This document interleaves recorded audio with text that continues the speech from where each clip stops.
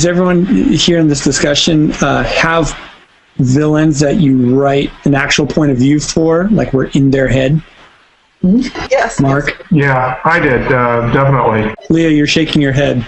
Nope. I don't have point of view chapters for any of my novels and for any of my villains in any of my novels. And I have 7 novels at this point.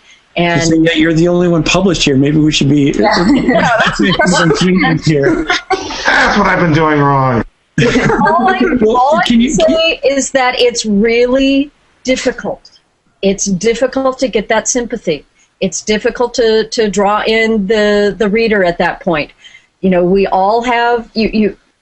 So I'm not saying it's impossible. I'm just saying that that's not how I write. I don't want to write from that viewpoint character. Yeah, well, I mean, and I can understand that. Everyone's got their own process.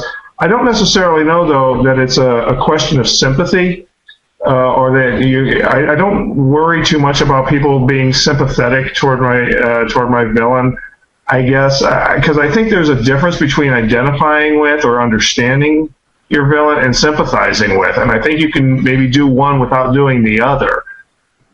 You know, you can have your villain, you know, like Abby, who needs this medicine. Okay, well, that's a need that all of us can identify with. We might not necessarily destroy 5 planets on the way to getting that medicine, but I can at least understand that motivation. So I'm not necessarily sympathizing with, but I am identifying with the villain. Right, but do you want to be in that character's point of view? Oh, yes. Let's replace your point of view with that other character's point of view. And so at that point, identifying, I don't think is enough. I think you have to have sympathy if you are seeing the world from their point of view. That's a good point. I see. And if you don't, and if your goal is that you don't necessarily need you know that the story doesn't necessarily need to be successful for the reader to be sympathetic toward him, because sometimes at the end of the day, you just need a really compelling bad guy who's gonna mess stuff up. I mean, you can, you know, Voldemort or Darth Vader in the first one, like in the original trilogy, there was, at least in the first 2 movies, you know, you don't need to sympathize with Darth Vader. It's just, it was awesome how bad he was, and that was all we needed. You know, it wasn't till later on that we learned he needed a hug too at the end. You know, but, really, I mean, like when it comes down, you know, it was more about, you know, how are the good guys gonna react to someone who is far more powerful than them. They were no match for Darth Vader until the very, very end, right? And that was what was awesome about Darth Vader. He was spooky and scary, and he did horrible things, and he probably would have blown up planets for less reason. He didn't even need the medicine. He was blowing up planets. Right. Well, I think I totally agree with that. Like, I do. One of my other bad guys is a total power hungry, just like crazy person. Just crazy. But it's like, it's fun to write that point of view, I think, because it's almost like the same reason people say they like playing Grand Theft Auto, where it's like they kind of get a thrill out of like being able to just drive around town and beat people up and like run away from the cops and all that. It's like, it's almost like you just kind of, when you get into this point of view, you're just like, wow, I could do anything I want. So... Yeah, I don't know that I had fun writing that particular point of view, but I can say that those viewpoint chapters were probably the easiest ones for me to write. Out of, I think I had 4 viewpoint characters in that novel, and his was the easiest person to write. I don't know what that says about me, but no, I agree. Mine are also the easiest for me to write. Like it's way harder for me to write the heroes. When I'm in the villains, I'm just like, I feel like killing 9,000 people today. Okay, let's do it. Well, maybe this is the thing. You know, at least for my villain, you know, he was very sure of himself, and everything was very clear to him. He didn't have moral ambiguity to deal with. He knew what he wanted, and he knew what the proper course of action was for him at all points. And he never wavers in that. So he's got that, like I said, that very clear vision of what is right and wrong for him. And maybe that's what made him so easy to write, because, you know, he doesn't see any gray areas. Okay, I was just going to add that I had a similar thing with the character I spoke about earlier, Nola, who, I mentioned that he starts off as a sympathetic person. You can almost, and, you know, in the early chapters, you might even kind of think of him in a way as just another protagonist, and he starts off that way, and he really shifts over to this darker edge and starts doing stuff. But really, I guess, now that I kind of think about and analyze it, a lot of that motive comes from that, he's found this powerful artifact that has the ability to speak and to whisper to him. So he has, I guess you can almost see like, he's got the little devil on his shoulder that's whispering in his ear constantly and promising, if you do this, great things will happen. You'll rise to stardom and yada, yada, yada.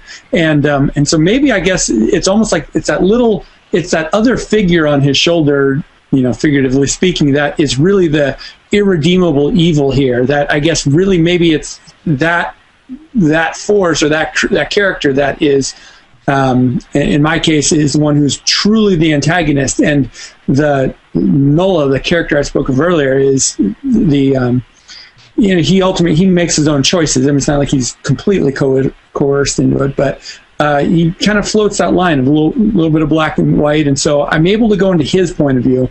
But Leo, like you said, I don't know if I'd be willing to go into the point of view of that irredeemably evil character, at least right now. Okay. Well, one of the other things that I wanted to bring up is that your villains are all being very, very active. It's easy to write active.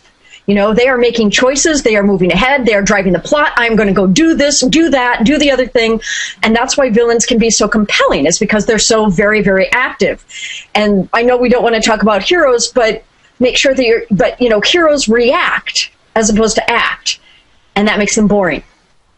That is a good point. Heroes also have to act. If they definitely have to act. Maybe initially they can start off reacting because they are reacting to their village being destroyed or whatever it is. Their moisture farm being destroyed by stormtroopers. But at a certain point, you're absolutely right. They need to shift, and they need to start actively going after the bad guys. And that's a fantastic point. Your heroes should still outshine your villains at the end of the day in most cases, I think, right? Oh, of course. I mean, unless you're writing a horrible tragedy. Unlike the rest of you who said that your villains are easy to write when you're in their point of view, mine's actually the hardest to write. The protagonists are so much easier, and part of it's because he's a new perspective compared to the other two. And then part of it's also that he doesn't really show his true evil until the second part of the book, because my book's actually in two parts. It's basically divided into their time on Earth versus they have left, and everything happens after that. But when he does show his evil, it is right at the beginning of the second part. And I can actually, it's a spoiler, but I'll tell you what the evil is that he does. Alien First Contact story, human woman and alien man fall in love and have lots of fun alien human sex, and etc. And then you find out at the very end of book one that they have actually conceived a child, and it's the alien that's pregnant, not the human woman. So yeah, that part's been fun too. So you get to the end of book one, and they've That's a major spoiler.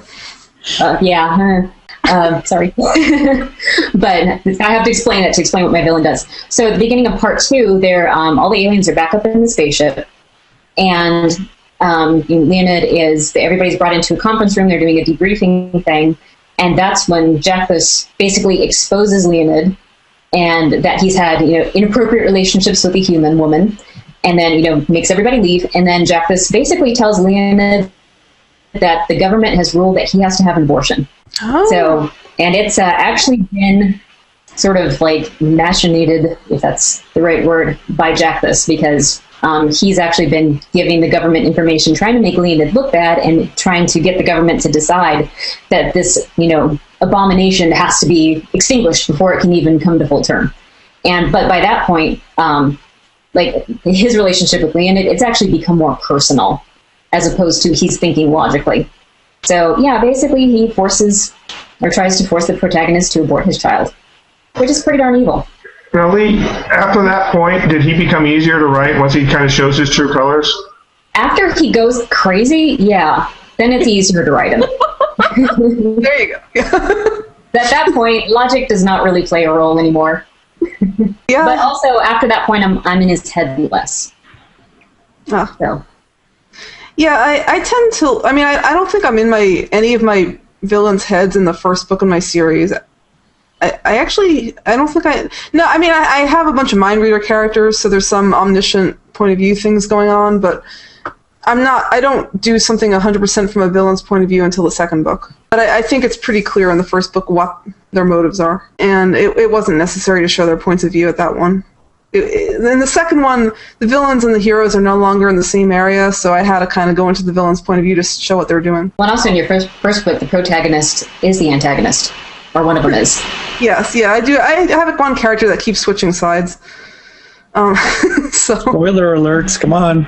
I know, that's a big spoiler, but yeah, it doesn't matter. I think it's pretty obvious. If you read half the first book, you would know which character it is.